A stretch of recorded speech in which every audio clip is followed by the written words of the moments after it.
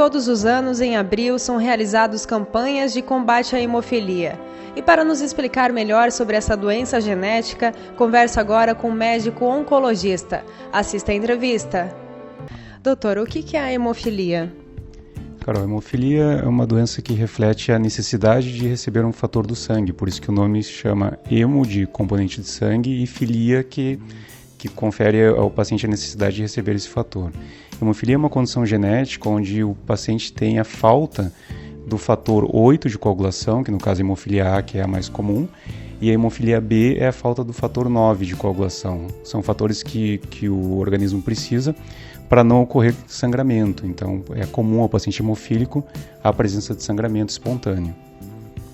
Além do sangramento, quais são os sintomas? O paciente hemofílico, basicamente, ele apresenta o sangramento que aparece na pele. Então, na primeira infância, quando a criança começa a engatinhar, pela deficiência desse fator de coagulação, começa pelo próprio atrito que a articulação está em contato com o solo, começa a apresentar pequenos sangramentos, hematomas, os roxos, né, vistos principalmente em joelhos e no cotovelo quando a criança está engatinhando. Depois disso, de tanto ocorrer o sangramento e esse sangramento se repetir, ocorre o problema articular, que é comum no paciente hemofílico, que é o surgimento da articulação-alvo. O paciente hemofílico, então, ele começa a ter sangramento de repetição em determinada articulação, geralmente aquela articulação que o paciente mais utiliza.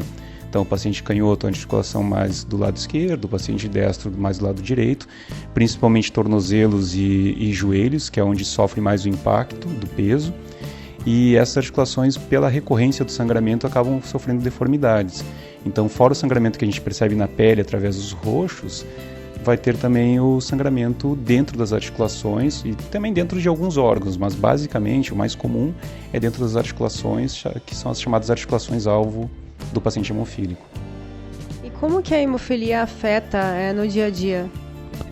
Então, por ocorrer esse sangramento espontâneo, principalmente falando de paciente hemofílico grave, ocorre deformidade da articulação e, consequentemente, uma inabilidade dessa articulação de ter o seu movimento comum, o seu movimento habitual.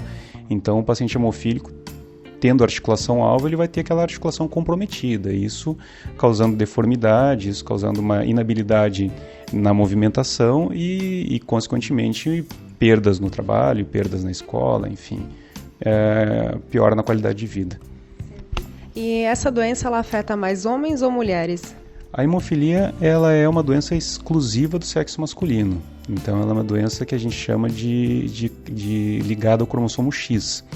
Então a mulher ela pode ser portadora da hemofilia na medida que ela tem o gene afetado da hemofilia, mas ela não vai manifestar a doença. Por outro lado, a mulher que é portadora, ela transmite para os filhos do sexo masculino, então ela transmite a doença hemofilia. Então, o homem hemofílico, o menino hemofílico e o homem hemofílico, ele adquiriu esse gene da mãe que era portadora. Então, geralmente a gente tem uma história na família onde os tios são hemofílicos, né? Os tios homens são hemofílicos e a mãe não tem manifestação da doença, mas ela transmite geneticamente para o filho. Quais são os cuidados gerais? Então, hoje em dia nós temos o uso da profilaxia. Então, todo paciente hemofílico grave, ele recebe o fator que ele está precisando. Então, ele recebe antes de ter o sangramento, por isso que a gente chama de profilaxia. Então, com isso, ele acaba evitando o sangramento. Então, o principal é isso. O paciente hemofílico, que tem o diagnóstico, e principalmente hemofílico grave, deve receber a profilaxia. Isso é o primeiro ponto. O segundo ponto é manter uma articulação saudável, através de exercícios físicos que não agridam a articulação.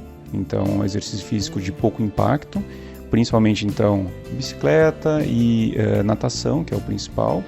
E evitar sobrecarga das articulações, então evitar a obesidade, evitar o excesso de peso para que a articulação não sofra a sobrecarga que o peso provoca.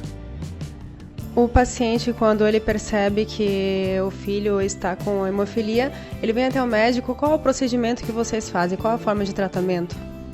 Primeira coisa, nós temos que ter o diagnóstico. O diagnóstico ele dá pela dosagem desse fator que estaria baixo. Então, a hemofilia A, que é a deficiência do fator 8, e a hemofilia B, que é a deficiência do fator 9.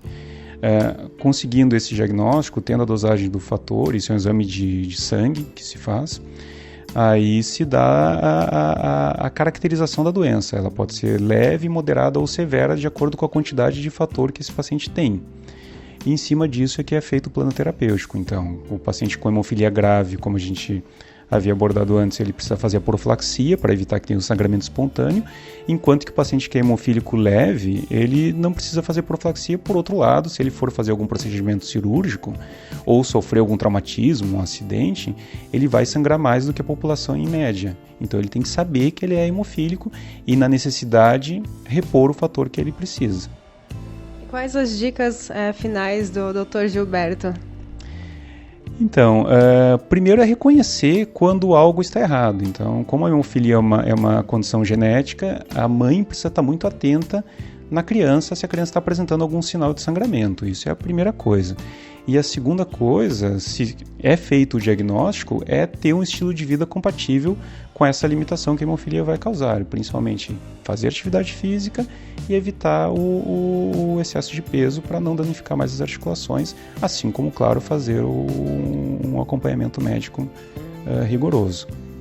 A data de 17 de abril é o Dia Mundial de Combate à Hemofilia, criada justamente para divulgar e conscientizar a população sobre a doença genética que atinge 1 em cada 10 mil pessoas somente no Brasil.